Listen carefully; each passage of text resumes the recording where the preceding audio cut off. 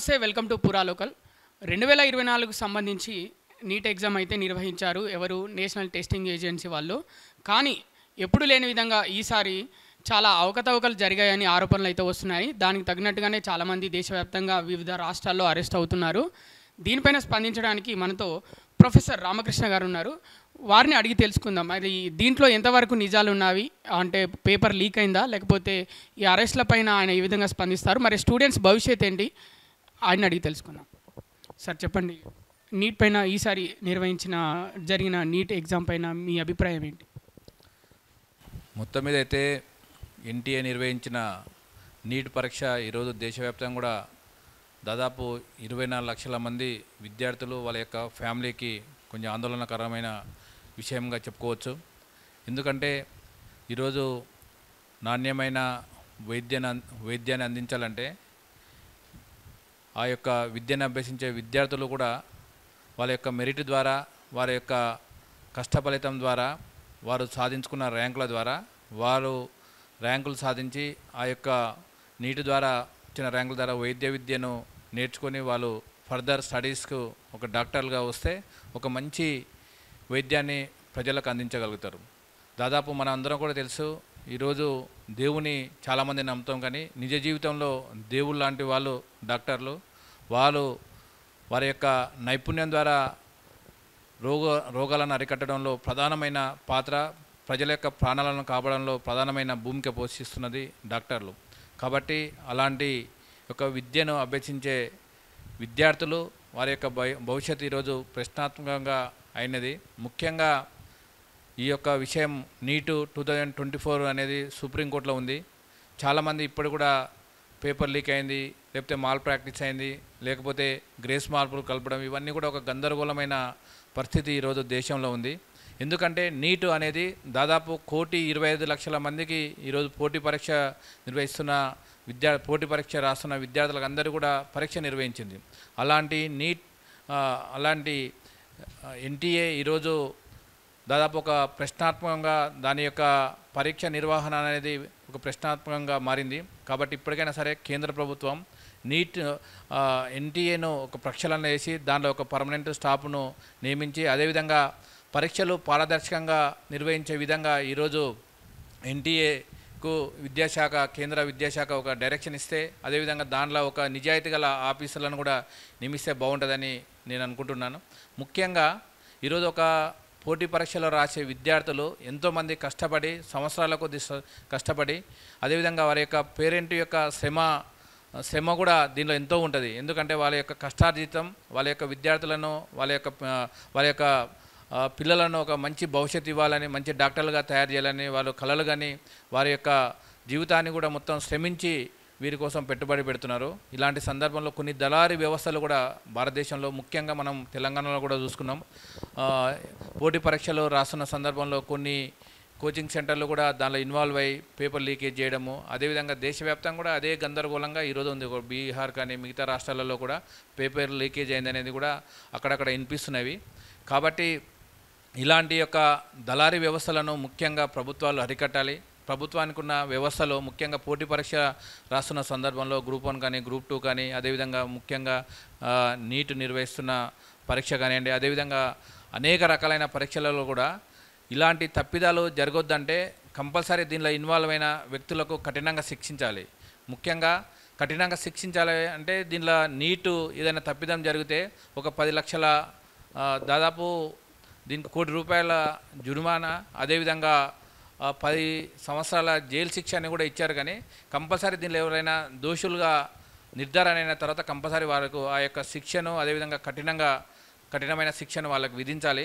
అదేవిధంగా ఈ యొక్క నీటు గందరగోళాన్ని ఇప్పటికైనా సరే ప్లీ స్టాప్ పెట్టాలి. ఎందుకంటే దాదాపు 1563 మంది గ్రేస్ మార్కులు కలపడము, ఇది ముఖ్యంగా అంటే దీన్ని అబ్జర్వ్ చేసినప్పుడు టైం లేట్గా వచ్చిన కారణంగా గ్రేస్ మార్కులు కలపడం అనేది కూడా మంచిది కాదు. ఎందుకంటే టైం లేట్గా వచ్చిన విద్యార్థులకు ఆ యొక్క పరీక్షా కేంద్రాలలో అక్కడ ఉన్న క్వశ్చన్ పేపర్ లేట్గా ఇవ్వడం వల్ల గ్రేస్ మార్కులు కలిపారు.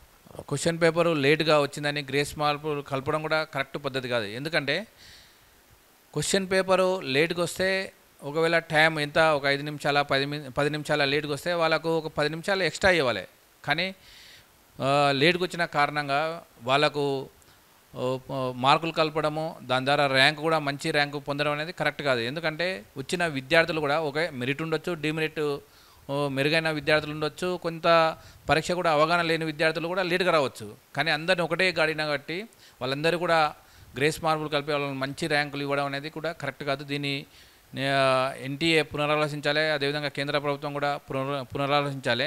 ముఖ్యంగా ఎప్పుడు లేని విధంగా దాదాపు 24 లక్షల మంది రాసినా, 50 లక్షల మంది రాసినా, ఎవరైనా రాసినా సరే 67 మందికి ఒకే ర్యాంకు ఇవ్వడం అనేది కూడా కరెక్ట్ కాదు. దానిలో కూడా ర్యాంకింగ్ ఏ విధంగా ఇచ్చినంటే 0 అంటే పాయింట్ పర్సెంటేజ్లతోటి కూడా కొంచెము ర్యాంక్ అటు ఇటు చేసి ఇచ్చినారు. అది కూడా కరెక్ట్ కాదు. మార్కుల ఇవ్వడంలో కూడా కరెక్టు కులమానం అనేది కరెక్టుగా లేదని నాకు అనిపించింది దాన్ని అబ్జర్వ్ చేసినప్పుడు. కాబట్టి ఇప్పుడు దాదాపు మైనస్ మార్కులు ఒక 4 మార్క్స్, అంటే ఒక క్వశ్చన్కు ఒక 4 మార్కులు ఇస్తున్నారు దాంట్లో.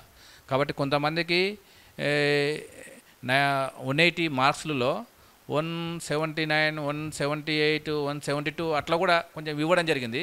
ఇది కూడా ఏ క్రైటీరియా మార్కులు వాళ్ళు తగ్గించారు, పెంచారు అనేది కూడా స్పష్టంగా చెప్పలేదు. కాబట్టి దీనికి మొత్తం మీద కూడా ఎన్టీఏలో చాలా లోపభూయిష్టంగా ఉంది. ఎన్టీఏ అనేది ప్రక్షాళన జరగాలి.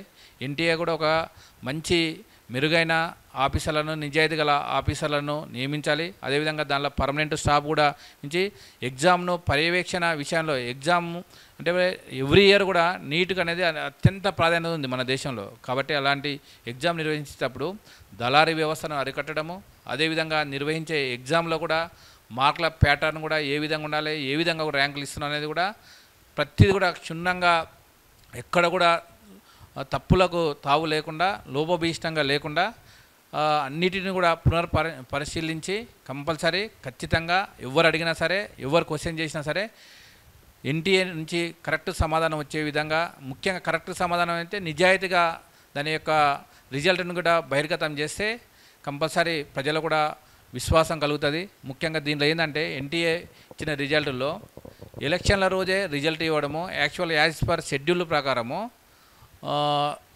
జూన్ 14th ఇవ్వాల్సిన రిజల్ట్ను జూన్ 4th రోజు ఇవ్వడం.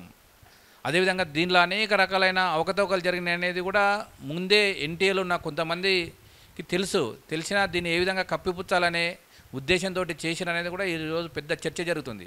కాబట్టి వీటన్నిటి కూడా ఈ యొక్క ఆరోపణలకు, తర్వాత సమాజంలో ఉన్న గందరగోళంలో కూడా దించాలంటే కంపల్సరీ కేంద్ర ప్రభుత్వము, అదేవిధంగా కేంద్ర విద్యాశాఖ మంత్రి, అదేవిధంగా ఎన్టీఏలో ఉన్న అధికారులు కూడా దాని మీద స్పష్టంగా ప్రజలకు, విద్యార్థులకు చెప్పాల్సిన అవసరం ఉంది. అదేవిధంగా విద్యార్థులు కూడా విశ్వసనీయత పెరిగే విధంగా, పెంచే విధంగా ఈ యొక్క ఎన్టీఏ తర్వాత కేంద్ర ప్రభుత్వ విద్యాశాఖ కూడా చర్యలు తీసుకోవాలని నాకు అనిపిస్తుంది. చివరిగా ఈ నీటి విషయంలో నేను స్పష్టంగా చెప్పదలుచుకున్నాను.